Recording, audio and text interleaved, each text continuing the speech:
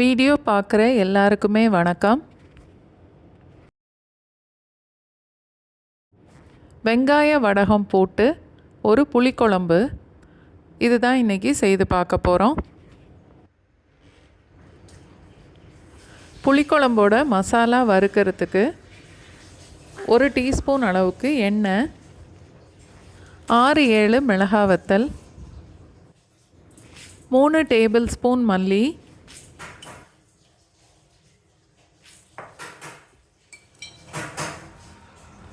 1 table spoon துவரம்பருப்பு,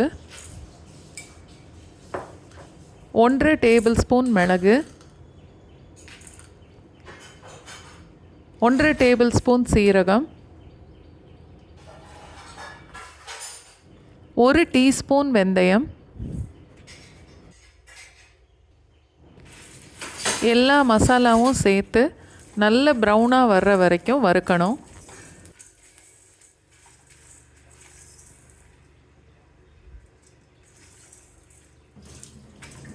இந்த அளவுக்கு வறுத்துட்டு ஒரு தட்டில் கொட்டி ஆற விட்டுறலாம்.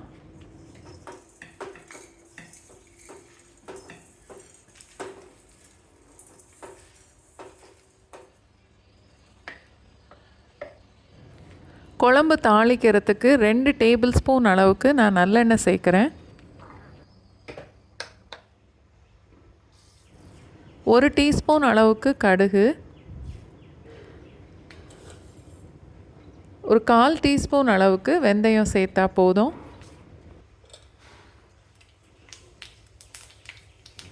நல்லா நிறையா கருவேப்பிலை, 1/2 கப் அளவுக்கு சின்ன வெங்காயம், ஒரு 10 பல்லு பூண்டு, ரெண்டையும் 1-2 தட்டி எடுத்திருக்கேன். அதை எண்ணெயில் சேர்த்து கொஞ்சம் வதக்கணும்.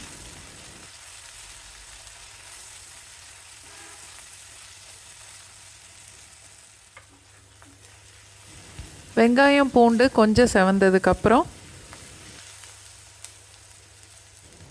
வறுத்து ஆற வச்ச மசாலாவை மிக்சியில் போட்டு நல்லா நைஸாக பொடி பண்ணி எடுத்திருக்கேன்.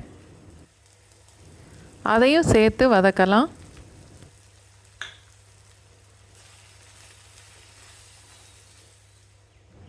மசாலா கொஞ்சம் ட்ரையாக இருக்கிறதுனால இன்னும் கூட 1 டேபிள் ஸ்பூன் அளவுக்கு நான் எண்ணெய் சேர்த்துருக்கேன். அடுப்பு லோ ஃப்ளேமில் வச்சுட்டு மசாலாவை 30 செகண்ட்ஸ் வரைக்கும் வதக்கினாலே போதும். பெரிய எலுமிச்சம்பழம் அளவுக்கு புளி எடுத்து ஊற வச்சு நல்லா கரைச்சி எடுத்துக்கணும். அந்த புளித்தண்ணியை இப்போ மசாலாவோடு சேர்த்துடலாம்.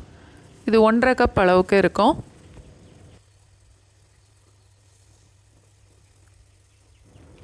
அதோட இன்னும் ஒரு 1/2 கப் அளவுக்கு தண்ணி சேர்க்குறேன்.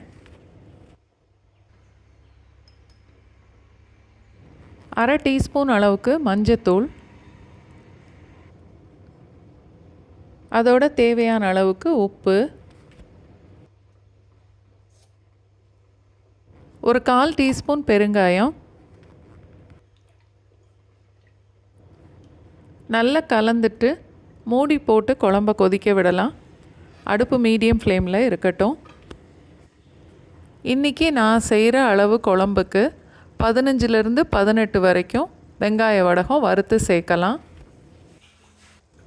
வெங்காய வடகம் வறுக்கும்போது எண்ணெய் நல்லா சூடானதுக்கப்புறம் அடுப்பை ஃபுல்லாக லோ ஃப்ளேமில் வச்சுட்டு வறுக்கணும். இல்லைன்னா வடகத்தோட வெளிப்பக்கம் கருகிரும், உள்ளே வேகாது. வடகம் இந்த அளவுக்கு செவந்ததும் நம்ம எண்ணெயிலேருந்து அரிச்சு எடுத்துடலாம்.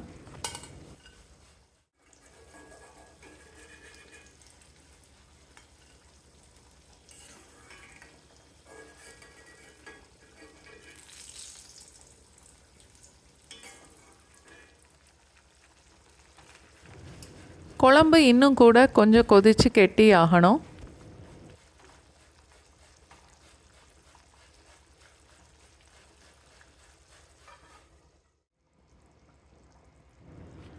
குழம்பு கொஞ்சம் கெட்டியாகி இந்த மாதிரி எண்ணெய் பிரிஞ்சு வந்ததுக்கப்புறம் அடுப்பை ஆஃப் பண்ணிவிட்டு குழம்பை எடுத்து வறுத்து வச்சுருந்த வடகத்தில் ஊற்றிடணும்.